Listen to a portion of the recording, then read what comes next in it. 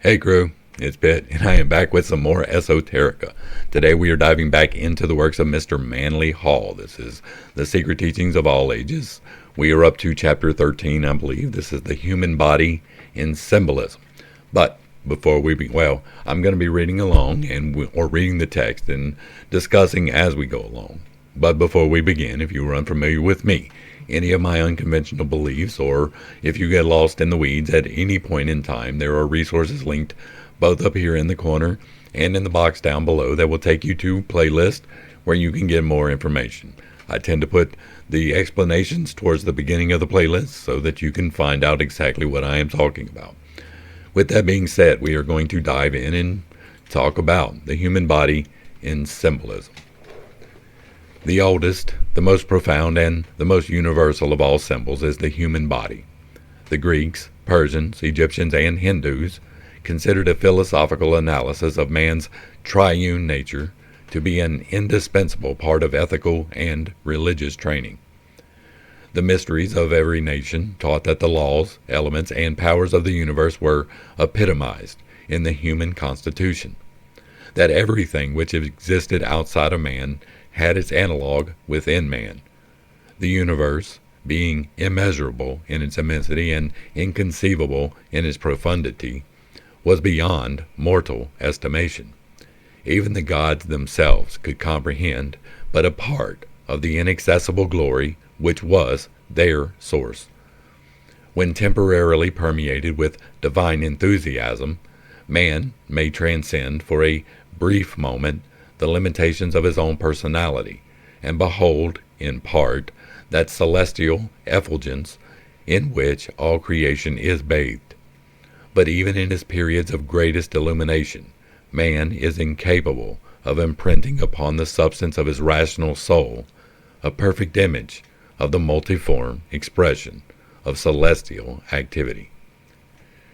Recognizing the futility of attempting to cope intellectually with that which transcends the comprehension of the rational faculties, the early philosophers turned their attention from the inconceivable divinity to man himself, within the narrow confines of whose nature they found manifested all the mysteries of the external spheres. As the natural outgrowth of this practice, there was fabricated a secret theological system in which God was considered as the grand man, and conversely, man as the little God. Continuing this analogy, the universe was regarded as a man, and conversely, man as a miniature universe. The greater universe was termed macrocosm, the great world or body, and the divine life or spiritual entity controlling its functions was called the macroprosphos, man's body, or the individual human universe was termed the microcosm, and the divine life or spiritual entity controlling its functions was called the microprosophos. The pagan mysteries were primarily concerned with instructing neophytes in the true relationship existing between the macrocosm and the microcosm. In other words, between God and man. Accordingly, the key to these analogies between the organs and functions of the microcosmic man and those of the macrocosmic man constituted the most prized possession of the early initiates. In Isis Unveiled, H.P. Blavatsky summarizes the pagan concept of man as follows.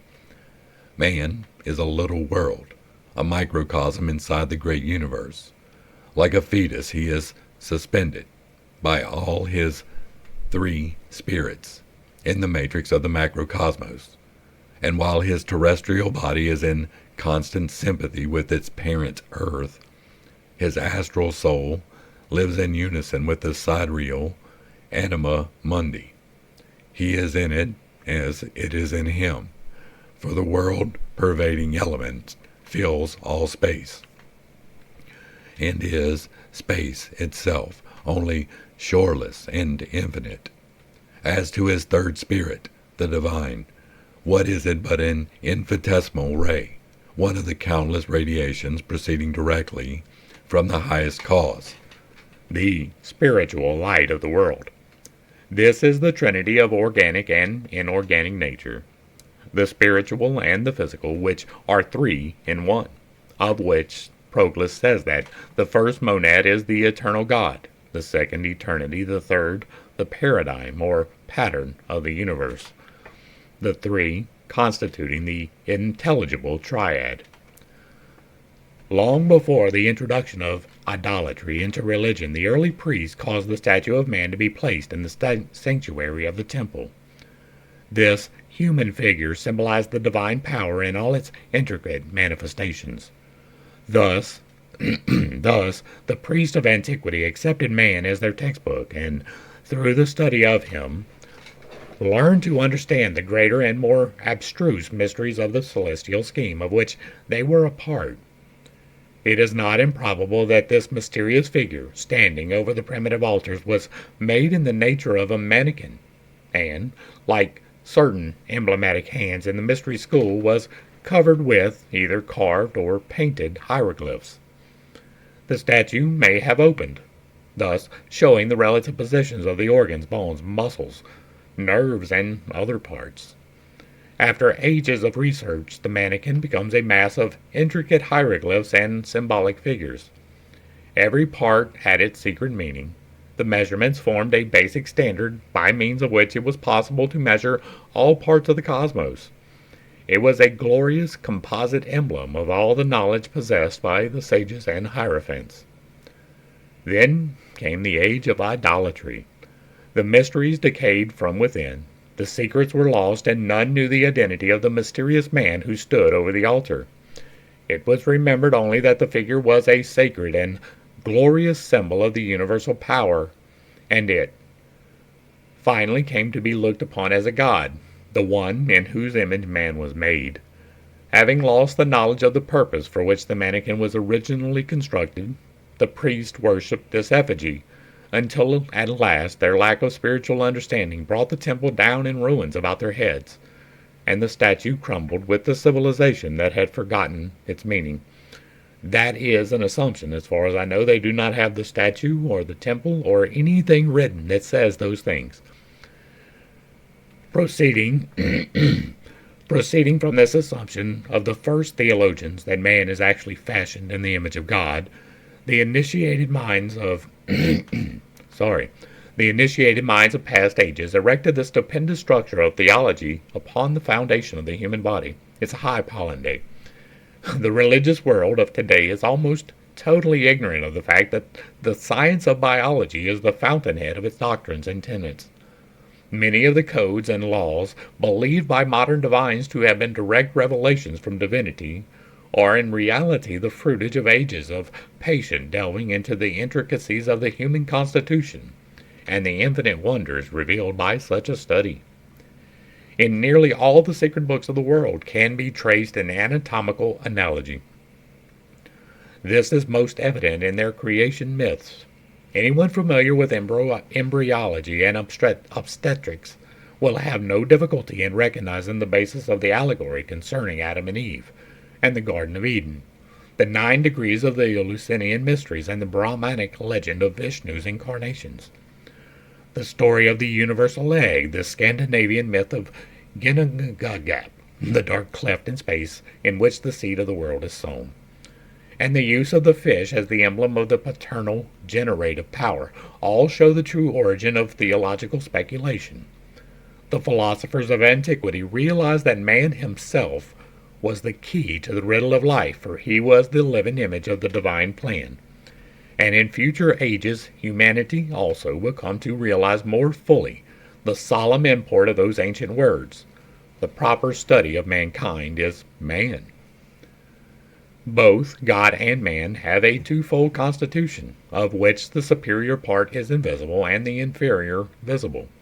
In both, there is also an intermediary sphere, marking the point where these visible and invisible natures meet. As the spiritual nature of God controls his objective universal form, which is actually a crystallized idea, so the spiritual nature of man is the invisible cause and controlling power of his visible material personality. Thus it is evident that the spirit of man bears the same relationship to his material body that God bears to the objective universe. The mysteries taught that spirit, or life, was anterior to form, and that what is anterior includes all that is posterior to itself. Spirit being anterior to form, form is therefore included within the realm of spirit. It is also a popular statement, or belief, that man's spirit is within his body, according to the conclusions of philosophy and theology. However, this belief is erroneous, for the spirit first circumscribes an area and then manifests within it. Philosophically speaking, form, being a part of spirit, is within spirit. But spirit is more than the sum of form. As the material nature of man is therefore within the sum of spirit, so the universal nature, including the entire sidereal system, is within the all-pervading essence of God, the universal spirit. I do not necessarily disagree with that, but we are going to touch on the Trinity in order to amplify and clarify this. We have talked about it plenty of times before, and we will talk about it plenty of times going forward, but I do believe in the Trinity. I believe in the body, soul, and spirit. Not the Father, Son, and Holy Ghost. I know that's going to step on some toes, but if you don't understand, you should check out the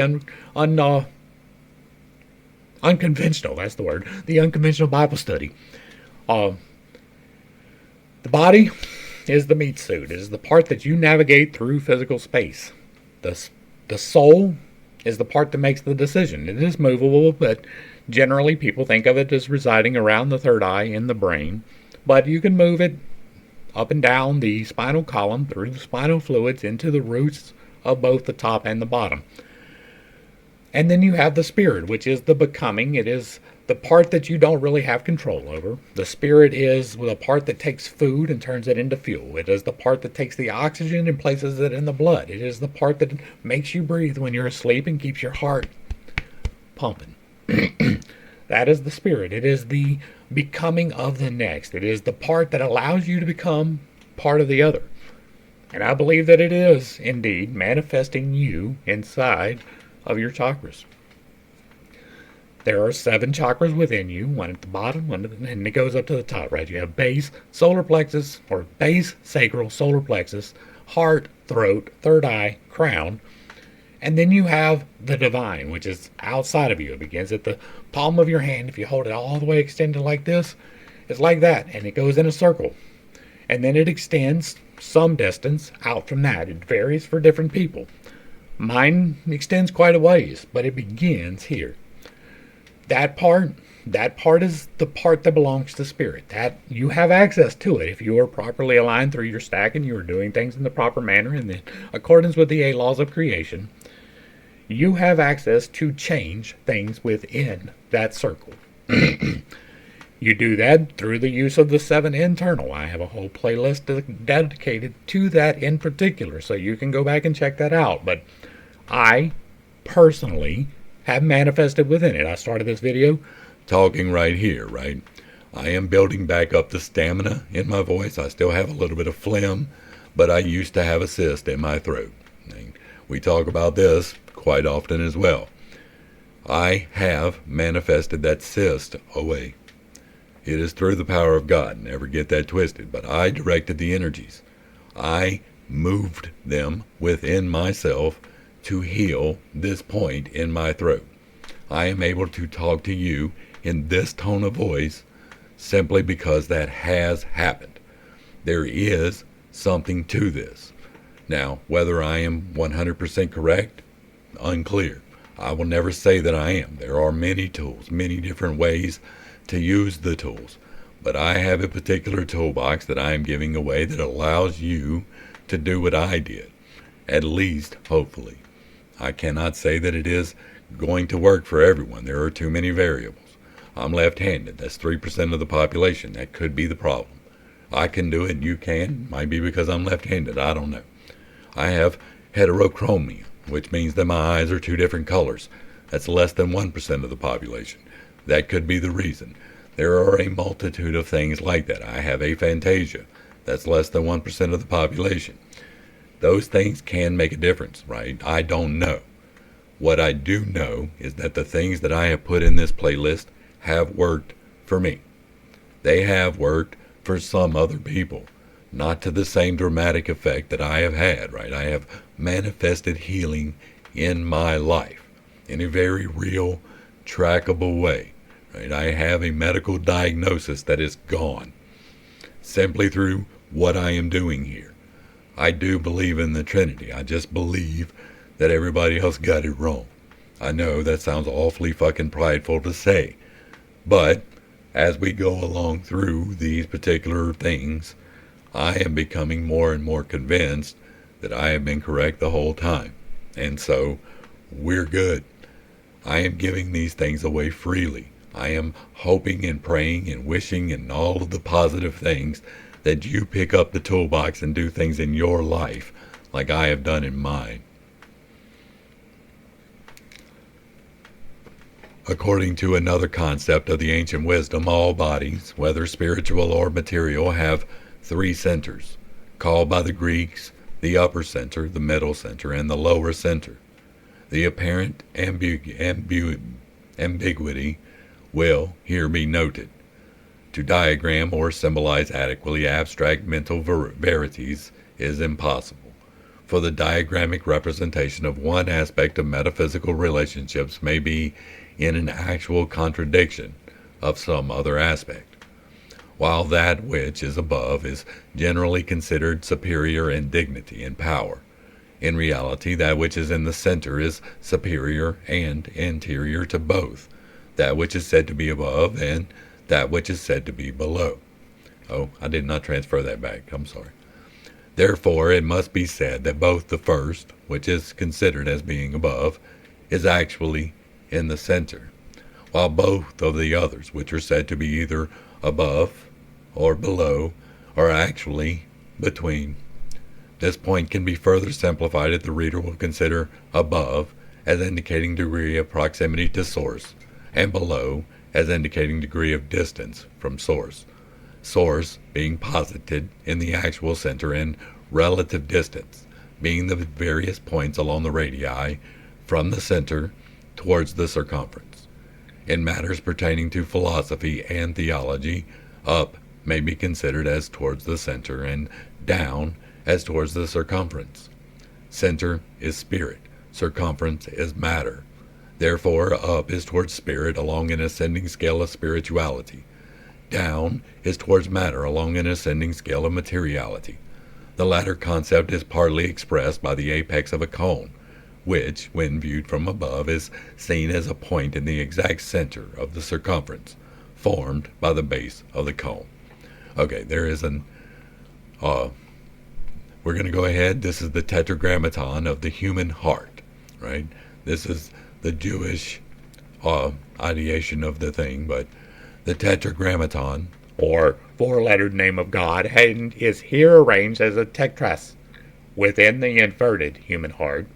Beneath, the name of Jehovah is shown transformed into Jehoshua by the interpolation of the radiant Hebrew letter Shin.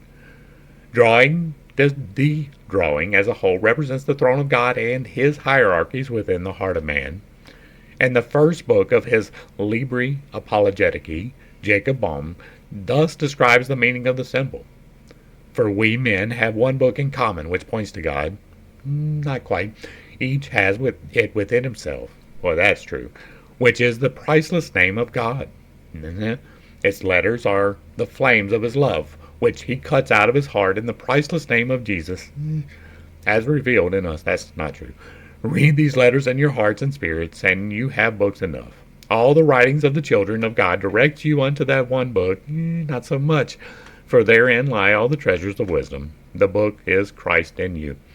All right, so there is written on your heart the name of a God. That I agree with. But the other part, I have an unconventional Bible study which will explain to you why I do not necessarily hold to all of the rest of that. The main point being this: no sacrifice was ever required for you to be forgiven for sin. Anytime the blood was spilled in the effort to forgive for sin, it was done absolutely wrong.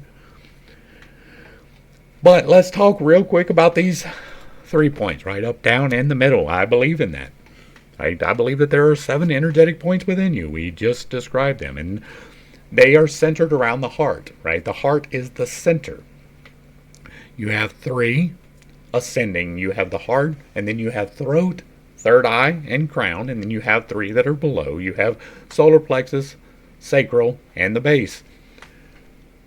3 of those points rotate to the left, and 4 of those points rotate to the right. The 3 points that rotate to the left are the 3 points of making manifestation happen, and those 3 points are the heart, which is the center.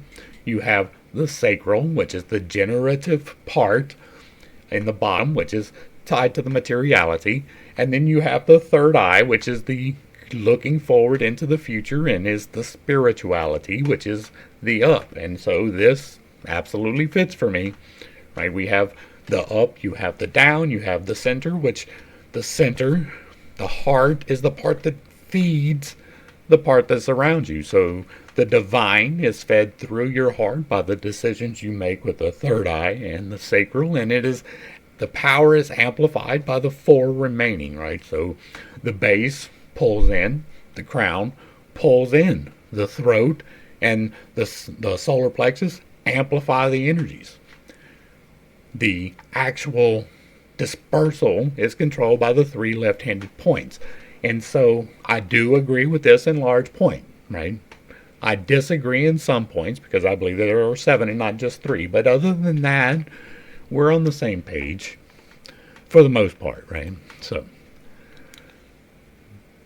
these 3 universal centers, the one above, the one below, and the link, uniting them represent 3 suns or 3 aspects of one sun. Centers of effulgence. These also have their analogs in the 3 grand centers of the human body, which, like the physical universe, is a demiurgic fabrication. The first of these suns, says Thomas Taylor, is analogous to light when viewed subsisting in its fountain, the sun. The second, to the light immediately proceeding from the sun, and the third to the splendor communicated to other natures by this light.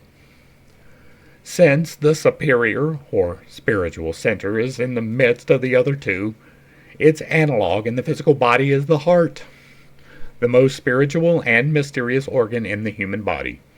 The second center, or the link between the superior and inferior worlds, is elevated to the position of greatest physical dignity, the brain.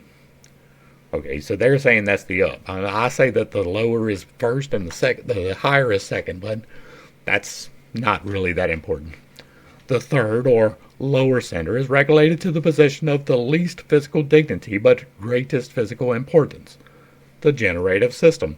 Thus, the heart is symbolically the source of life, the brain, the third eye, the link by which, through rational intelligence, life and form are united, and the generative system, or infernal creator, the source of that power by which physical organisms are produced. The ideals and aspirations of the individual depend largely upon which of these 3 centers of power predominates in scope and activity of expression. In the materialist, the lowest center is the strongest. In the intellectualist, the higher center. But in the initiate, the middle center, by bathing the 2 extremes in a flood of spiritual effulgence, controls, wholesomely, both the mind and the body. Balance in all things. As light bears witness of life, which is its source, so the mind bears witness of the spirit, and activity is in a still lower plane bears witness of intelligence. Thus the mind bears witness of the heart, while the generative system in turn bears witness of the mind.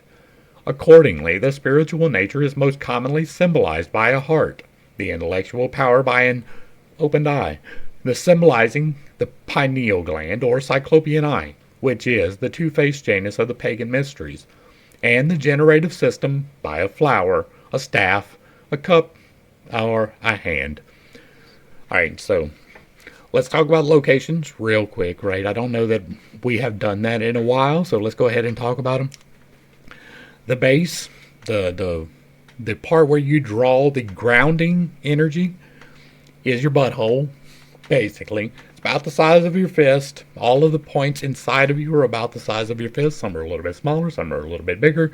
But for the most part, they are about the size of your fist. They rotate.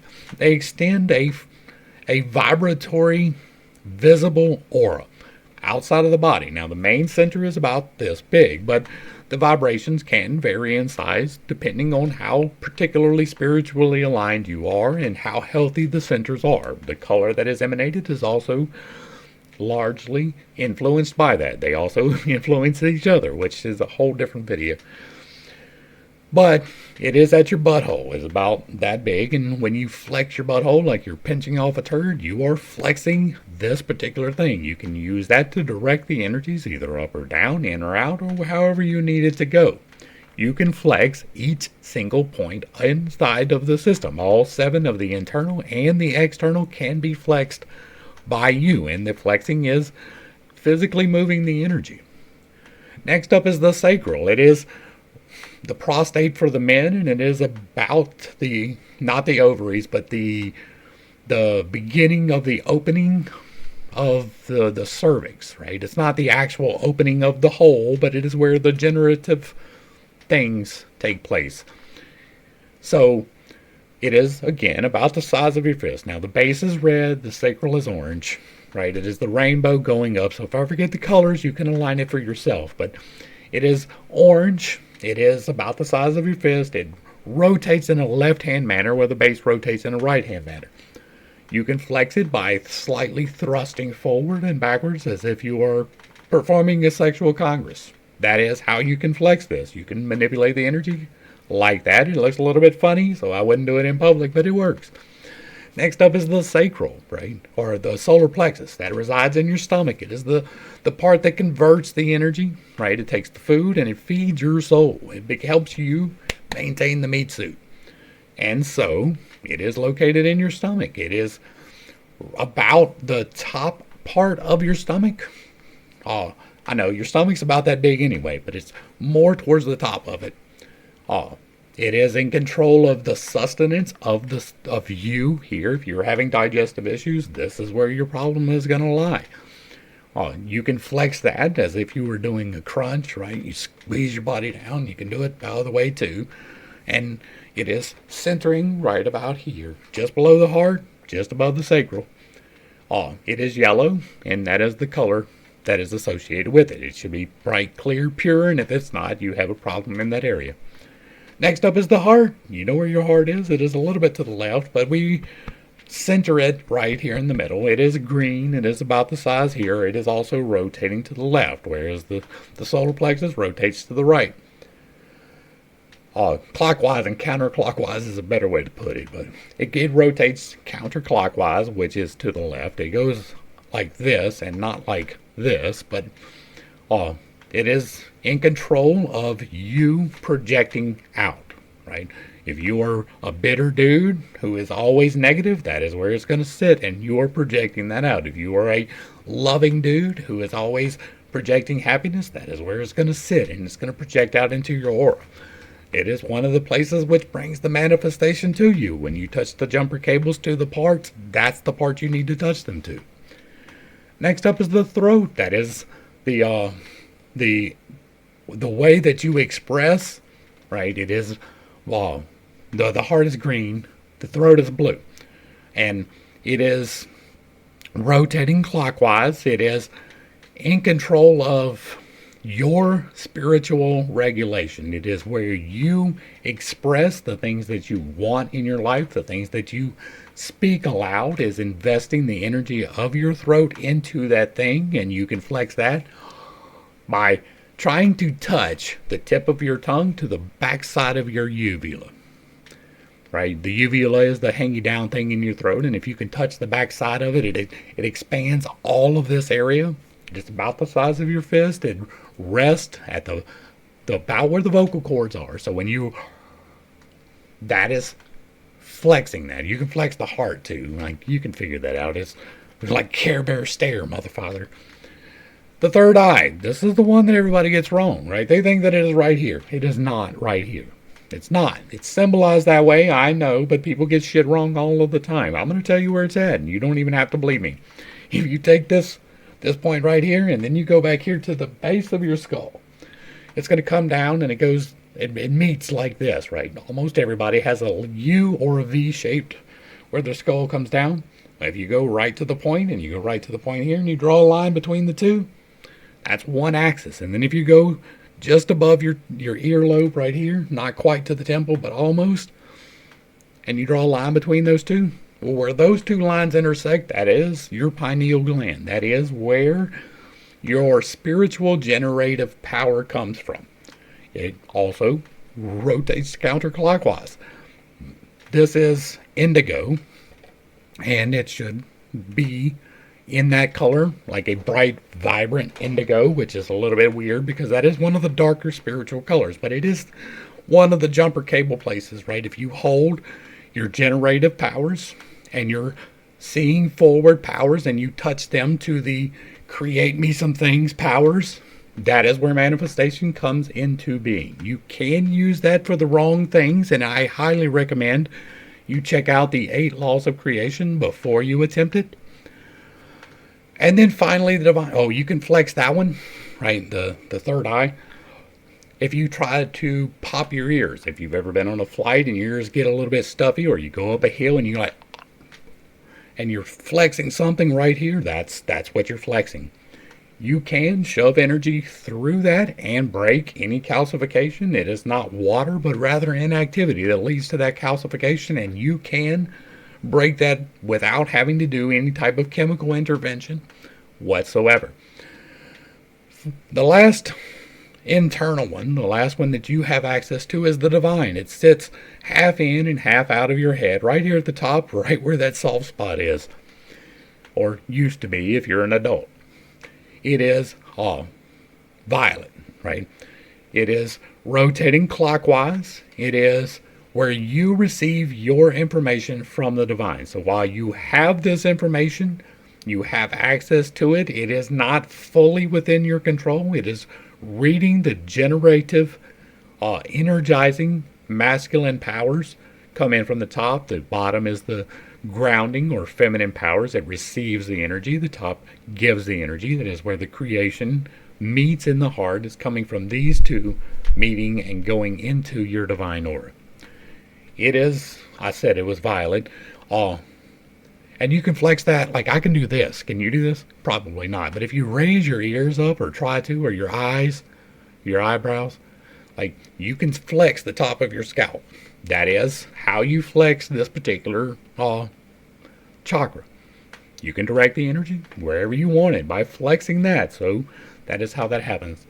The last one is the divine. It is outside of you. You have access to it if you are properly aligned and are using things correctly in accordance with the 8 laws of creation. And it is white. Not entirely white, though. It is half white and half black, but not gray. It is taking the white generative energy from the top. It is taking the black grounding energy from the bottom, and it is mixing them in perfect harmony. But it's not mixing them into gray, but rather white and black, separate but together. Right? It surrounds you all the time. If it is not white and black, in bright, vibrant white and black, then you have a problem. If your outside aura is showing any of the colors, you are misaligned, right? Some people can read the colors. If you can read blue in my aura, then my throat is misaligned. If you can read green in my aura, then my heart is misaligned. That's how that works. I think we covered everything we need to on that. While all the mysteries recognize the heart as the center of spiritual consciousness, they often, purposely, ignored this concept and used the heart in its exoteric sense as the symbol of the emotional nature. In this arrangement, the generative center represented the physical body, the heart of the emotional body, and the brain, the middle body. The brain represented the superior sphere, but after the initiates had passed through the lower degrees, they were instructed that the brain was the proxy of the spiritual flame dwelling in the innermost recesses of the heart. The student of esotericism discovers ere long that the ancients often resorted to various blinds to conceal the true interpretations of their mysteries. The substitution of the brain for the heart was one of these blinds. The 3 degrees of the ancient mysteries were, with few exceptions, given in chambers which represented the 3 great centers of the human and universal bodies. If possible, the temple itself was constructed in the form of the human body. The candidate entered between the feet and received the highest degree in the point corresponding to the brain. Thus, the first degree was the material mystery, and its symbol was the generative system. It raised the candidate through the various degrees of concrete thought. The second degree was given in the chamber corresponding to the heart, but represented the middle power, which was the mental link.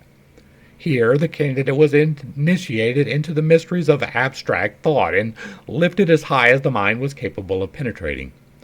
He then passed into the third chamber, which, analogous to the brain, occupied the highest position in the temple, but, analogous to the heart, was of the greatest dignity. In the brain chamber, the heart mystery was given. Here, the infinite, for the first time, truly comprehended the meaning of those immortal words. As a man thinketh in his heart, so is he. As there are 7 hearts in the brain, so there are 7 brains in the heart. But this is a matter of superphysics of which little can be said at the present time. I just explained exactly what that really means, and I don't think he actually did. Proclus writes on the subject in the first book of On Theology of Plato. Indeed, Socrates in the first Alcibiades rightly observes that the soul, entering into herself, will behold all other things, and deity itself. For verging to her own union and to the center of all life, laying aside multitude and the variety of all the manifold powers which she contains, she ascends to the highest watchtower offerings. As in the most holy of the mysteries, they say that the mystics at first meet with the multiform and many-shaped genera, which are hurled forth before the gods. But on entering the temple, unmoved and guarded by the mystic rites, they genuinely receive in their bosom, heart, divine illumination, and, divested of their garments, as they would say, participate of a divine nature. The same mode, as it appears to me, takes place in speculation of wholes. For the soul, when looking at things posterior to herself, holds the shadows and images of beings. But when she converts herself to herself, she evolves her own essence, and the reasons which she contains. And at first, indeed, she only, as it were, beholds herself. But when she penetrates more profoundly into the knowledge of herself, she finds in herself both intellect and the order of beings. When, however, she proceeds into her interior recesses, into the adytum, as it were, of the soul, she perceives with her eye closed, without the aid of the lower mind, the genus of the gods, the unities of beings. For all things in us are psychically, and through this we are naturally capable of knowing all things, by exciting the powers and the images of wholes which we contain. The initiates of old warned their disciples that an image is not a reality, but merely the objectification of a subjective idea. The image of the gods were not designed to be objects of worship, but were to be regarded merely as emblems or reminders of invisible powers and principles. Similarly, the bodies of man must not be considered as the individual, but only as the house of the individual, in the same manner that the temple was the house of God. In a state of grossness and perversion, man's body is the tomb or prison of a divine principle. In a state of unfoldment and regeneration, it is the house or sanctuary of the deity by whose creative powers it was fashioned. Personality is suspended upon a thread from the nature of being, declares the secret word. Man is essentially a permanent and immortal principle. Only his bodies pass through the cycle of birth and death. The immortal is the reality. The mortal is the unreality. During each period of earth life, reality thus dwells in unreality, to be liberated from it temporarily by death and permanently by illumination. hand decorated with the effigies of Jesus Christ, the Virgin Mary, and the 12 apostles. That is fucking terrifying. Y'all go ahead and worship shit, alright? Go ahead, do your thing. Upon the 12 phalanges of the fingers appear the likenesses of the apostles, each bearing its own appropriate symbol. In the case of those who suffered martyrdom, the symbol signifies the instrument of death. Thus, the symbol of St. Andrew is a cross, of St. Thomas a javelin or builder's square, two completely different things, of St. James the Less, a club, of St. Philip, a cross, of St. Bartholomew, a large knife or scimitar, of St. Matthew, a sword or spear, sometimes a purse, which are three different things, of St. Simon, a club or saw, which is two different things, of St. Matthias, an axe, of St. Judas, a halberd. The apostles whose symbols do not elate to their martyrdom are St. Peter, who carries two crossed keys, one gold and one silver, St. James the Great, who bears a pilgrim's staff and an escallop shell, and St. John, who holds a cup from which the poison miraculously departed in the form of a serpent. See Handbook of Christian Symbolism.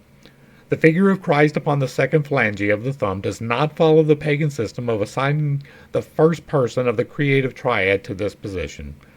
God the Father should occupy the second phalange, God the Son the first phalange, while to God the Holy Spirit is assigned the base of the thumb. Also, according to philosophic arrangement, the Virgin should occupy the base of the thumb, which is sacred to the moon. I find all of that to be absolutely ridiculous. This part right here we're going to talk about. In a state of grossness and perversion, man's body is the tomb or prison of a divine principle. So, I disagree.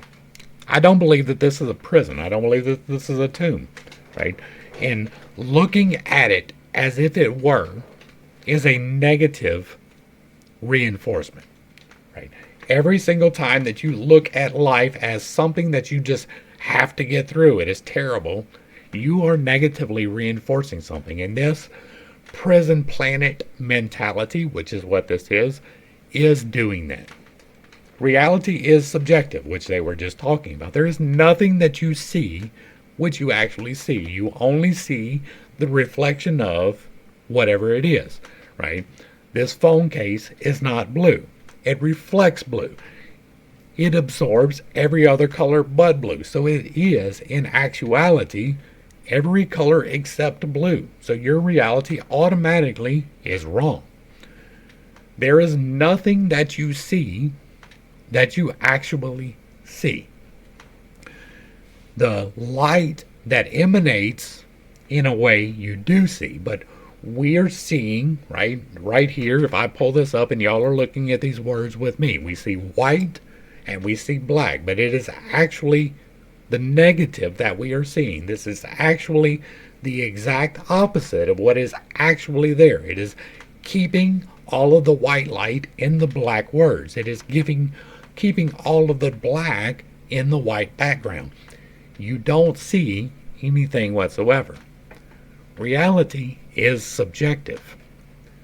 But we do have rules in this construct, right? This reality that we live in functions by rules, and these rules are immutable. They are there whether you believe in them or not. They are there whether you believe that I am telling the truth or not. They are real whether or not you believe it. If I believe it well enough, I can affect myself and those around me. And if you believe the opposite well enough, you can affect yourself and those around you. If you are convinced that this is a prison planet, then that is exactly what it will be. And your experience here will be miserable. But if you look at it as an experience, you get to choose, right?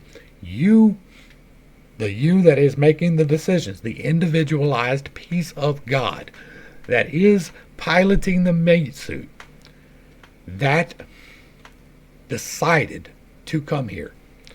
For the experience, you decided to incarnate on this planet so that you could experience both the good and the bad, The bad gives you a chance to grow, right? The good gives you a chance to celebrate, to enjoy, but the bad gives you the chance to grow. So it is in many ways more important than the good, and nothing that has ever happened in your life that is bad was unintentional.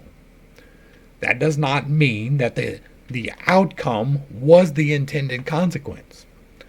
Everybody is given a series of choices throughout their life. That is literally what life is. It is a long, successive chain of making different choices with your life. And some of those choices are the correct ones, and some of those choices are the bad ones.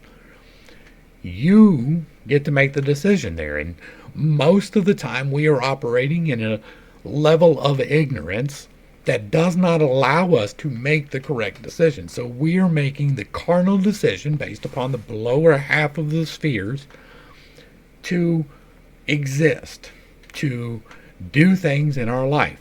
If you wake up every single day and you're like, it's going to be a shitty day, it will. And if you wake up every single day talking about, I'm going to get a chance to learn and it's going to be a great day, you will. You manifest into your life reality. That doesn't, and part of that is that some of the experiences have to be negative. Now, you get a full, clear choice, right? When you are presented with the choice, one of those choices leads up the spiral of choice, and one of them leads down the spiral of choice. You are always intended to make the choice to go up the spiral of choice. That is the expressed will of God in your life, in my life, in these dogs' life, in everybody's life, is to make the correct choices. But you have the free will to not to. And that's where the negative choices come in, that's where the learning comes in.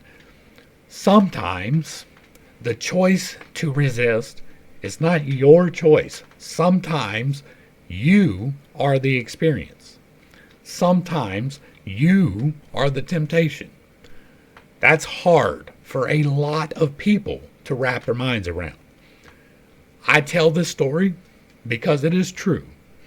I was abused as a child. I was sexually abused as around 4 to 5 years old, right? The memories are a little bit fuzzy, but the thing happened.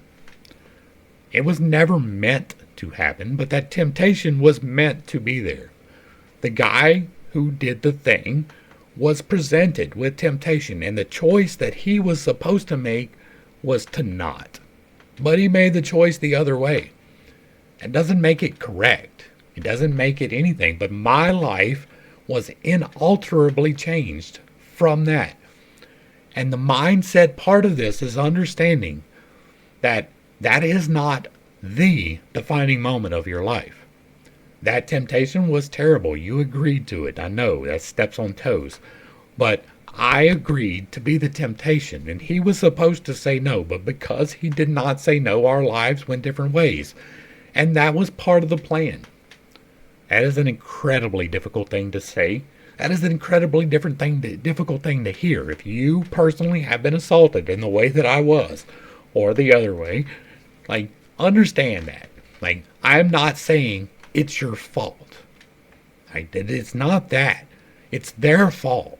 They were supposed to be to resist the temptations. No matter whether that is stealing from you your innocence or stealing from you your possessions. You were supposed to make the choice to not to. But some people don't, and it is a necessary part of life to suffer through grief and pain. And sometimes the only way for that to happen is for a terrible thing to happen. The only way that God can feel grief is through you. He can't feel grief when we die because we return to Him. He can't feel sadness behind that, but we can. We can feel the sadness and the grief, and that is what we're here for, to have the experience, to have the mortal experience so that the immortal can know what that is. I believe that all the different outcomes are accounted for, and that the plan really is better. That is something that I have to take on faith in large part, but it has allowed me to do this. It has allowed me to do this.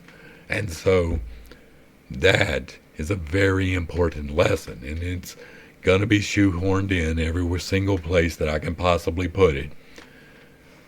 This is not a prison planet, but not all the experiences are going to be good regardless. All right, back to the text. While generally regarded as polytheists, the pagans gained this reputation not because they worshipped more than one god, but rather because they personified the attributes of this god, thereby creating a pantheon of posterior deities, each manifesting a part of the one god manifested as a whole. The various pantheons of ancient religions therefore actually represent the catalogued and personified attributes of deity. In this respect, they correspond to the hierarchies of the Hebrew Kabbalists.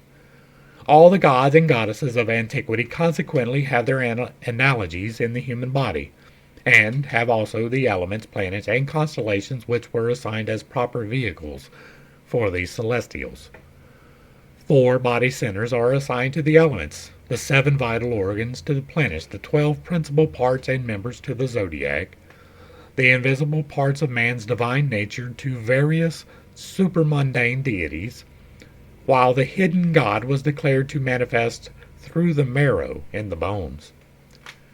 It is difficult for many to realize that they are actual universes, that their physical bodies are a visible nature, through the structure of which countless waves of evolving life are unfolding their latent potentialities. Yet, through man's physical body, not only are a mineral, a plant, and an animal kingdom evolving, but also unknown classifications and divisions of invisible spiritual life. Just as cells are infinitesimal units of the structure of man, so man is an infinitesimal unit of the structure of the universe. A theology based upon the knowledge and appreciation of these relationships is as profoundly just as it is profoundly true. Profoundly. A man's physical body has 5 distinct and important extremities, 2 legs, 2 arms, and a head, of which the last governs the first 4. The number 5 has been accepted as the symbol of a man. I agree with that for a different reason. Right, I have that on the board back here. By its 4 corners in the pyramid symbolizes the arms and legs, and by its apex the head, thus indicating that one rational power controls 4 irrational corners. The hands and feet are used to represent the 4 elements, of which the 2 feet are earth and water, and the 2 hands fire and air. The brain, then, symbolizes the sacred 5th element, ether, which controls and unites the other 4. If the feet are placed together and the arms outspread, man then symbolizes the cross, with the rational intellect as the head or upper limb. The fingers and toes also have special significance. The toes represent the 10 commandments of the physical law, and the fingers the 10 commandments of the spiritual law. The 4 fingers of each hand represent the 4 elements, and the 3 phalanges of each finger represent the divisions of the element, so that in each hand there are 12 parts to the fingers, which are analogous to the signs of the zodiac, whereas the 2 phalanges in the base of each thumb signify the threefold deity. The first phalange corresponds to the creative aspect, the second to the preservative aspect, and the base to the generative and destructive aspect. When the hands are brought together, the result is the 24 elders and the 6 days of creation. Oh my fucking God. In symbolism, the body is divided vertically into halves, the right half being considered as light and the left half as darkness. By those unacquainted with the true meanings of light and darkness, the light half was denominated spiritual and the left half material. Light is the symbol of objectivity. Darkness is subjectivity. Light is a manifestation of life and is therefore posterior to life. That which is anterior to light is darkness, in which light exists temporarily but darkness permanently. As life precedes light, its only symbol is darkness, and darkness is considered as the veil which must eternally conceal the true nature of abstract and undifferentiated being. In ancient times, men fought with their right arms and defended the vital centers with their left arms, on which was carried the protecting shield. The right half of the body was regarded, therefore, as offensive, and the left half as defensive. For this reason, also, is the right side of the body was considered masculine and the left side feminine. Several authorities are of the opinion that the present prevalent right-handedness of the race is the outgrowth of the custom of holding the left hand in restraint for defensive purposes. Furthermore, as the source of being is in the primal darkness which preceded light, so the spiritual nature of man is in the dark part of his being, for the heart is on the left side, only just barely. Among the curious misconceptions arising from the false practice of associating darkness with evil is one by which several early nations used the right hand for all constructive labors, and the left hand only for the purposes termed unclean and unfit for the sight of the gods. For the same reason, black magic was often referred to as the left-hand path, and heaven was said to be upon the right and hell upon the left. Some philosophers further declared that there were two methods of writing, one from left to right, and which was considered the exoteric method, and the other from right to left, which was considered esoteric. The exoteric writing was that which was done out or away from the heart, while the esoteric writing was that which, like the ancient Hebrew, was written towards the heart. The secret doctrine declares that every part and member of the body is epitomized in the brain, and in turn that all that is in the brain is epitomized in the heart. In symbolism, the human head is frequently used to represent intelligence and self-knowledge. As the human body, in its entirety, is the most perfect known product of the Earth's evolution, it was employed to represent divinity, the highest appreciable state or condition. Artists, attempting to portray divinity, often show only a hand emerging from an impenetrable cloud. The cloud signifies the unknowable divinity concealed from man by human limitation. The hand signifies the divine activity, the only part of God which is cognizable to the lower senses. The face consists of a natural trinity, the eyes representing the spiritual power which comprehends, the nostrils representing the preservative and vivifying power, and the mouth and ears representing the material demiurgic power of the lower world. So that's 4 things for 3 things. Some things are just not logically consistent when you dig into them. The first sphere is eternally existent and is creative. The second sphere pertains to the mystery of the creative breach, and the third sphere to the creative world. By the word of God, the material universe was fabricated, and the 7 creative powers, or vowel sounds, which had been brought into existence by the speaking of the word, became the 7 Elohim, or deities, by whose power and ministrations the lower world was organized. Occasionally, the deity is symbolized by an eye, an ear, a nose, or a mouth. By the first, divine awareness is signified. By the second, divine interest. By the third, divine vitality. And by the fourth, divine command. All right, back to the illustration. The threefold life of the inner man, Theosophia, whereupon is represented the inward man, sanctified in all the principles. The entirely natural dark man, the reborn man, and represents the complete man. Johann Georg Gitchell, a profound philosopher and mystic, the most illumined of the disciples of Jacob Boehme, secretly circulated the above diagrams among the small group of devoted friends and students. Gitchell republished the writings of Boehme, illustrating them with numerous remarkable figures. According to Gitchell, the diagrams above represent the anatomy of the divine or inner man, and graphically set forth its condition during its human, infernal, and divine states. The plates in the William Law edition of Boehme's works are based apparently upon Gitchell's diagrams, which they follow in all the essentials. Gitchell gives no detailed description of his figures, and the lettering on the original diagrams, here translated out of the German, is the only clue to the interpretation of the charts. The two end figures represent the obverse and reverse of the same diagram and are termed Table 3. They are designed to show the condition of the whole man as to his three essential parts, spirit, soul, and body, in his regenerated state.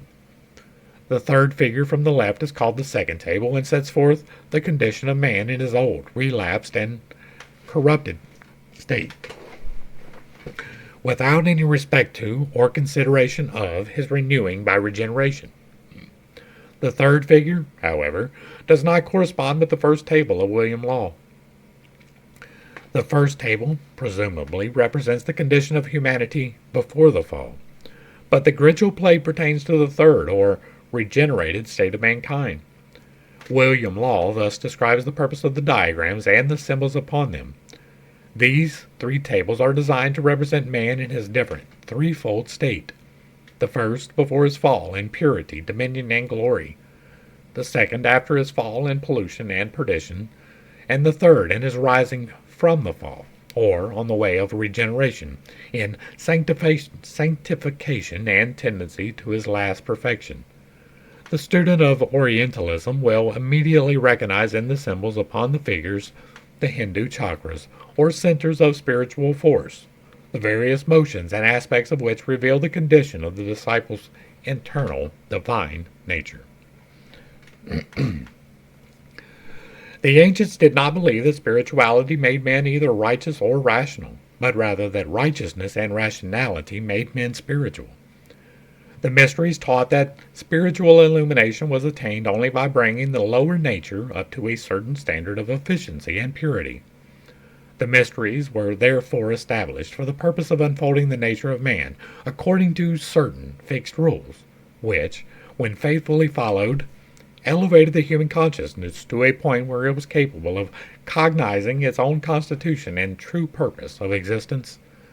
This knowledge of how man's manifold constitution could be most quickly and most completely regenerated to the point of spiritual illumination constituted the secret, or esoteric, doctrine of antiquity. Certain apparently physical organs and centers are in reality the veils or sheaths of spiritual centers. What these were and how they could be unfolded was never revealed to the unregenerate, for the philosophers realized that once he understands the complete working of any system, a man may accomplish a prescribed end without being qualified to manipulate and control the effects which he has produced. For this reason, long periods of probation were imposed, so that the knowledge of how to become as the gods might remain the sole possession of the worthy. And that is literally what I am doing away with. Now, I am taking precautions, right? Because I am responsible for the information that I dispense. And that is why, whenever we talk about actual manifestation, I will point you to the 8 laws of creation.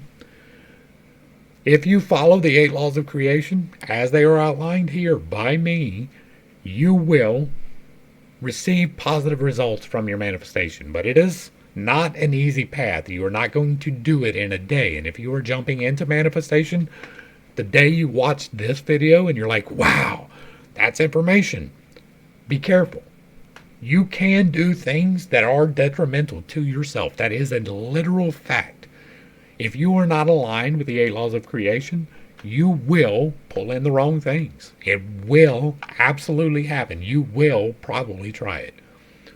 But me warning you here, as I do all of the time, is giving you a level of responsibility. I am entrusting you that you have watched me this long, that you are willing and able to become an acolyte, that you are willing to practice the self-discipline that is necessary in order to positively affect your life. I am dispensing with the probationary periods. I am laying out the pearls of information as clearly as I possibly can. I hope I am clear when I am talking. If I am not, you are always welcome to ask for clarification. If I need to, I will do an entire video just for you on that. I do have a physical manifestation video coming. It is not all the way out yet. Most of the information is here. I just haven't lined it out in a step-by-step procedure. We covered most of it today. in a very real way. There are extra explanations available.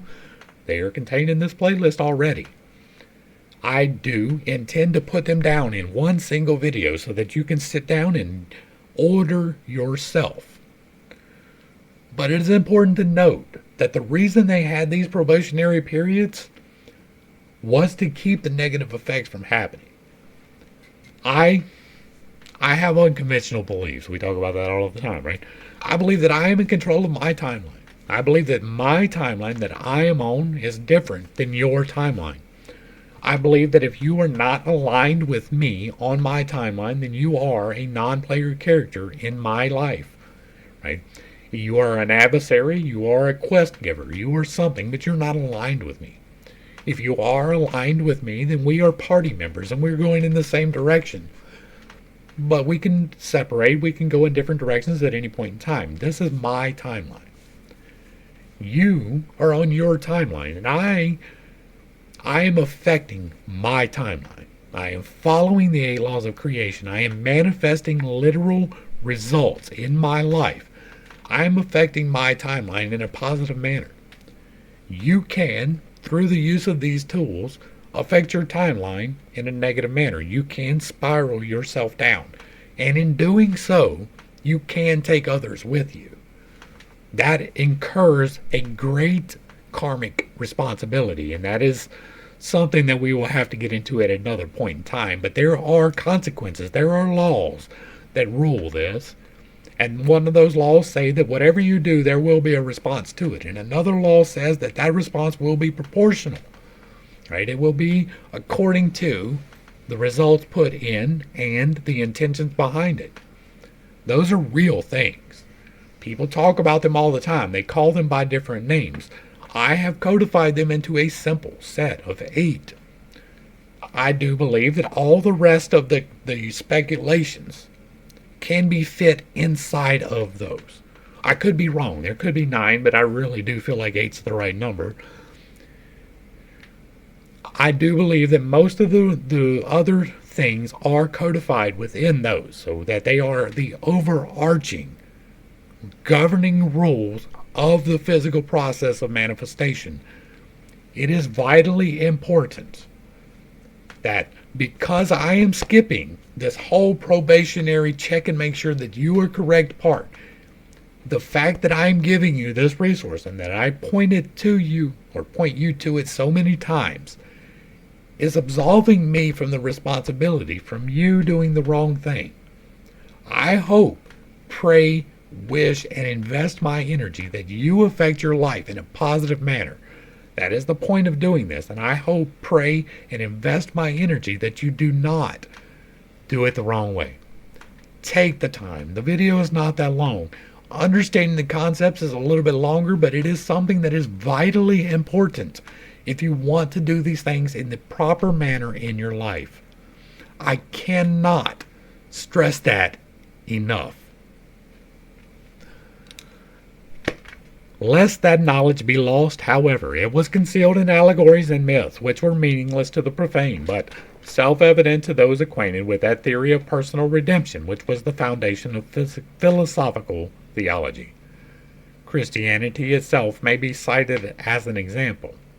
The entire New Testament is in fact an ingeniously concealed exposition of the secret processes of human regeneration. The characters so long considered as historical men and women are really the personification of certain processes which take place in the human body when man begins the task of consciously liberating himself from the bondage of ignorance and death, and here we have to step on toes. I do not ever want to mislead. It is one of my most thought about things, right? I am always honestly endeavoring to bring you the absolute truth. Christianity is not it. I do believe, and the more I research, the more it seems to be so, that every religious system was put into place for the reasons that was in the previous paragraph, to keep you from doing the things which God Himself wants you to do. I believe that what I have done in manifestation is a direct expression of God's will, and I give him full credit, right? He showed me He showed me how to direct the energies. He showed me where to direct the energies. He showed me the proper mindset. He revealed the 8 laws of creation to me. He wants you to do these things. He wants me to do these things. Acting outside acting outside of the 8 laws of creation cause negative effects.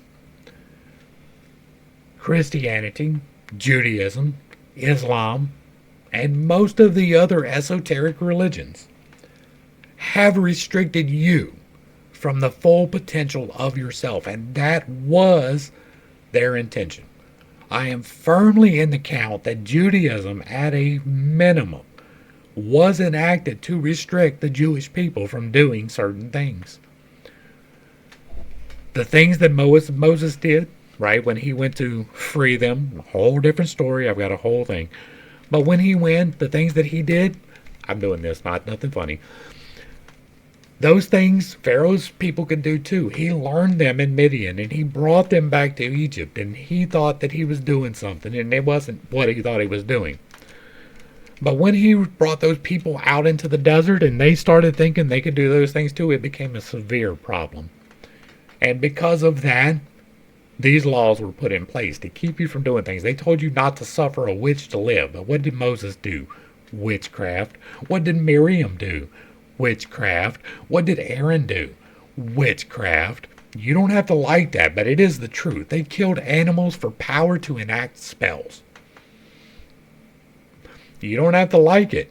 Read the book. Blood sacrifice is wrong every single time. Every single time. The only possible exception is Christ himself trying to put an end to blood sacrifice. And then we built a whole religion around the blood sacrifice. And we kept that part. What was Christ's entire mission? What was his everything he said himself? Turn to my Father. These things I do, you can do. Change your nature to follow God more. That's basically everything he ever said, wrapped into 3 simple sayings. Jesus did not think he was divine. I know, that steps on toes. I've got a whole playlist for that. Jesus told you that you could do the things that he did, that I come representing the Father, and that anybody coming with any other name is doing it wrong, and we pray in another name. God is real. But all of the control systems were to keep you from realizing the maximum potential of yourself. They keep you complacent. They tell you that it is perfectly fine to walk down the aisle, accept somebody else's sacrifice, and you don't have to change your life, and that is simply untrue. You cannot walk down the aisle, say a little prayer, and then go to work and deceive your clients and expect to be living correctly. You can't go and do the same thing and then go and be lustful. You can't do it. God is a literal change in your life when you actually accept it. He is bringing you on the spiral of choice up. Not down, but up. You have the choice to go down, but you were meant to go up. The control systems hold you in stasis. They do not, for the most part, allow you to go up. The things that I am talking about, the things that would get me burned at the stake 400 years ago, are things that God himself placed in you. I'm not ever going to say, whoop, you have the power now. You have the power already. You were born with the power of manifestation. You were born with God's divine will behind every single thing. You have to choose to get rid of the control systems. I cannot do that for you. And a large stumbling block for you to be able to manifest will be getting over them control systems. The garments and ornamentations supposedly worn by the gods are also keys, for in the mysteries, clothing was considered as synonymous with form. The degree of spirituality or materiality of the organisms was signified by the quality, beauty, and value of the garments worn. Man's physical body was looked upon as the robe of his spiritual nature. Consequently, the more developed were his supersubstantial powers, the more glorious his apparel. Of course, clothing was originally worn for ornamentation rather than protection, and such practice still prevails among many primitive peoples. I don't believe that at all. I don't believe that at all. I know that the story was, oh, we got to cover our penis, but evolutionarily speaking, there is no reason why we should not be covered in hair. If we came from apes, which some people hold, there is no evolutionary reason to lose a covering of hair this thick across the entirety of your body. Clothing protects you from the elements. Is there an ornamental element to it? Absolutely. Is that the point? No. The point is to protect you from the elements. If you go out in the sun, you get burnt. At least if you're as light a shade as I am. If you go out in the cold, you get frostbite. If you are out in the rain, you get wet. We develop things to protect us from those things. That is what clothing is. We wrapped ourselves in the skins of other people because ours was taken away. I believe that we were created. I do not believe that we were evolved from a monkey. I find that a little bit ridiculous, as a matter of fact. Just as ridiculous as I find most of Christianity, I find most of evolution. So the physical body was meant to be covered, right? Like as far back as we can possibly imagine, people have been wearing the skins of other people, of other things, not other people. All right. The degree of spirituality or materiality of the organisms was signified by the quality, beauty, and value of the garments worn. Man's physical body was looked upon as the robe of his spiritual nature. Consequently, the more developed was his supersubstantial power, the more glorious his apparel. Of course, clothing was originally worn for ornamentation rather than protection, and such practice still prevails among many primitive peoples. The mysteries caught that man's only lasting adornments were his virtues and worthy characteristics, that he was clothed in his own accomplishments and adorned by his attainments. Thus, the white robe was symbolic of purity, the red robe of sacrifice and love, and the blue robe of altruism and integrity. Since the body was said to be the robe of the spirit, mental or moral deformities were depicted as deformities of the body. Considering man's body as the measuring rule of the universe, the philosophers declared that all things resemble in constitution, if not in form, the human body. The Greeks, for example, declared Delphi to be the navel of the earth, for the physical planet was looked upon as a gigantic human being, twisted into the form of a ball. In contradistinction to the belief of Christendom that the earth is an inanimate thing, the pagans considered not only the earth, but also all the sidereal bodies as individual creatures possessing individual intelligences.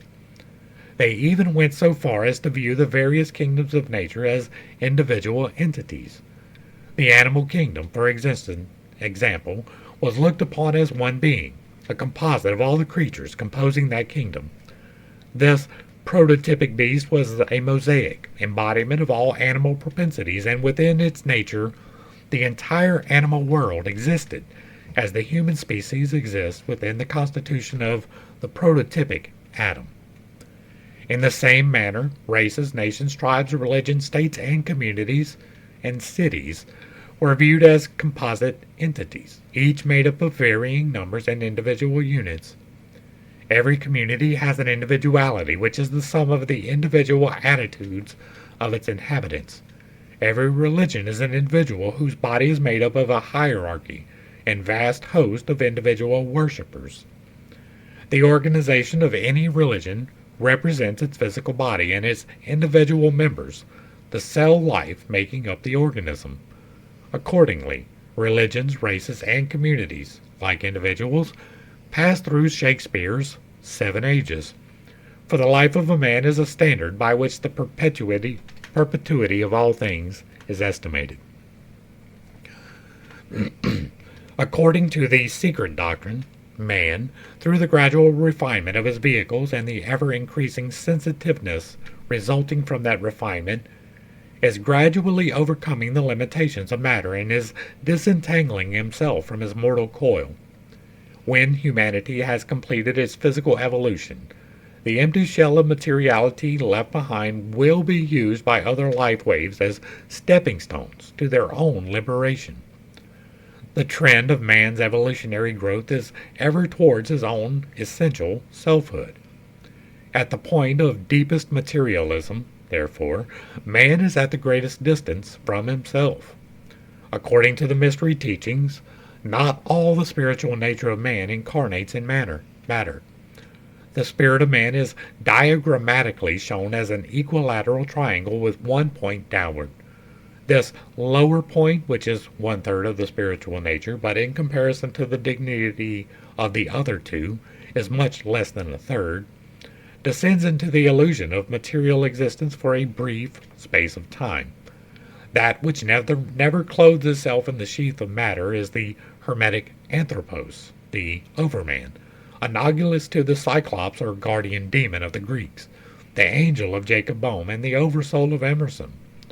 That unity, that oversoul, within which every man's particular being is contained and made one with all other. At birth, only a third part of the divine nature of man temporarily disassociates itself from its own immortality and takes upon itself the dream of physical birth and existence, animating with its own celestial enthusiasm a vehicle composed of material elements, part of and bound to the material sphere. At death, this incarnated part awakens from the dream of physical existence and reunites itself once more with its eternal condition. This periodical descent of spirit into matter is termed the wheel of life and death, and the principles involved are treated at length by the philosophers under the subject of metempsychosis. By initiation into the mysteries and a certain process known as operative theology, this law of birth and death is transcended, and during the course of physical existence, that part of the spirit which is asleep in form is awakened without the intervention of death, the inevitable initiator, and is consciously reunited with the anthropos, or the overshadowing substance of itself. This is at once the primary purpose and consummate achievement of the mysteries, that man shall become aware of and consciously be reunited with the divine source of himself without tasting the physical dissolution, which is what I am trying to do here. And we have two more. This is the divine tree in man. Just as the diagram representing the front view of man illustrates his divine principles in their regenerated state, so the back view of the same figure sets forth the inferior, or night, condition of the sun. From the sphere of the astral mind, a line ascends through the sphere of reason into that of the senses. The state of the astral mind and of the senses are filled with stars to signify the nocturnal condition of their natures. In the sphere of reason, the superior and inferior are reconciled, reason in the mortal man corresponding to illumined understanding in the spiritual man. The divine tree in man, obverse. A tree with its roots in the heart rises from the mirror of the deity through the sphere of understanding to branch forth in the sphere of the senses. The roots and trunk of this tree represent the divine nature of man and may be called his spirituality. The branches of the tree are the separate parts of the divine constitution and may be likened to the individuality, and the leaves, because of their ephemeral nature, correspond to the personality which partakes of none of the permanence of its divine source. And so ends this chapter. There was a lot in this one, right? We had a lot to go through in this one. There's a lot that's probably confusing. If you have questions and you want to know more, let me know. Hopefully I brought a little bit of enlightenment and not too much confusion. I don't have a whole lot to expound on here because we have already talked about so much going through. I am never trying to cast aspersions, right? I call out what I see. I know some things, like know them in a way that most people can't. Right? I have aphantasia. I cannot fool myself into thinking maybe this came from me. Right? Anything that I have seen, I know came from somewhere else because I cannot physically make myself imagine things. I can't close my eyes and visualize. I'm working on that. I'm hoping to heal that, but as of now, it is not a thing. And so I have a certainty that other people don't. I have seen things that I cannot make myself see. I have been exposed to the creation of the universe. I was carried in the hand of the Creator. And I saw everything unfold. I saw how the plan works. I saw the mechanics of things. And so I'm hard to convince on some things, and I have to stand on some things. The control systems is one of those things, right? When I started the Bible study, I was in a whole different place than I am now. It was going through the Bible study that led me away from Jesus and Judaism in a whole, right? Judaism by itself is so flawed that anything built upon Judaism has to be incorrect. It has to be. And so it's a problem for me. It doesn't have to be for you. You can find yours wherever you want it. I'm not here for everybody. I say all the time, this channel is open to everyone, but it is not for everyone. There is very few who will pick up the knowledge that I am dispensing. Most people clicked away from this in the first 30 seconds. Before we even got to the text, people were clicking away, and that is fine. Not here for everybody. But you that watched to this point, right, you are this far along, you are seeking something, and I have that knowledge. I don't think I do. I don't guess I do. I know I do. I have literally changed my own life already. It will be more readily provable to people when I'm not in the recovery process, right? I removed the cyst, but it was sitting on top of my vocal cords for years. It stretched them, and so they don't work quite as well as they did. And I could probably manifest that in the same way that I manifested the other thing going away. But I follow these laws in the same way that I tell you to follow the laws. And so when I removed the cyst, I didn't do that in a worldly way. I did that through the will of God and following the laws of creation. If I was to try to force the full recovery of my voice, which I do believe is a possibility, I would be forcing something that it is not ready for yet. I believe that it will happen. I believe that this vocal therapy is me doing it through mundane means. And that is part of the experience. It was a point of contention, and this is where we're going to wrap this up. When this thing happened in my throat, you can go back and watch it happen. Not on YouTube, but if you go back to BitChute, you can see my first videos where I could talk like this. And then slowly, over time, it was taken away from me. I got to the point where I would talk like this. And so I had to bring my voice up way up here for a long time, for a couple of years. I was way at the top end of my voice. And then I found the thing, right? We went through the Bible study and things clicked. And the laws became clear. And what I needed to do in order for this to happen became clear. That I had to align myself with the will of God in a very, very real way.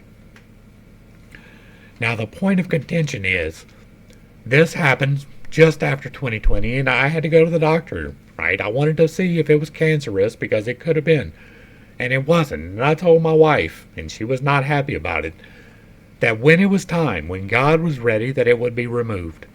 And I lived with it for 3 years. It was a simple procedure. They could have went in and scraped the cyst and removed it. It would have cost me money that I really didn't have, but money was not the motivator. God put a stop to my voice because I was doing the things that I was doing that you have to go back to BitChute to watch. Because I was dealing with politics in a very real, very mean way sometimes. And that was not my purpose. And so I got a block. And I took it, as God told me, that when it was time, that the block would move.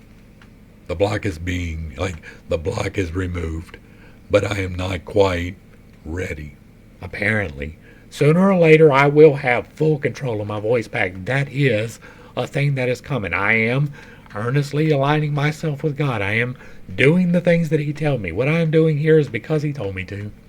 All of my playlists is because He has told me to. And you don't have to believe that. I am fine with not being believed. I am not here to convince you of anything. I am here to dispense what I have been told. I am here to freely give away every single bit of knowledge that I can possibly do. I am throwing you the keys to change your own life. I have a whole toolbox that you can use those keys in, or you can find a different toolbox. I am telling you that more is possible. I am telling you with no uncertainty that the control systems are designed to hold you back. That you are intended to do everything that God says that you can do. Everything that Jesus told you could do. The control systems took that from you. They told you, despite the fact that Jesus told you this, He said, everything I can do, you can do and more. If you have but the faith the size of a mustard seed, you can tell that mountain, be cast into the sea, and it will happen. That is real. Faith is a real thing. And then the control system told you that only Jesus could do it. That those gifts were taken away after Pentecost. Well, guess what? They weren't. And that's where we're going to wrap it up. Hopefully I brought a little bit of enlightenment, not too much confusion, and hopefully a little bit of levity to a complicated series of topics. If you like what I'm doing here, let me know down below. Give me a like, share, and a sub. Throw me a comment. If you agree or disagree, it gets to stay up. If you really like what I'm doing here, hit me with that super thanks, because I am not a communist. To the crew, thanks for hanging out. I appreciate every single minute that you are here with me, and I am praying for you every single day. Until next time, I love you. God loves you. You are perfect, whole, and complete just the way that you are. And this has been Pitch Take. Peace.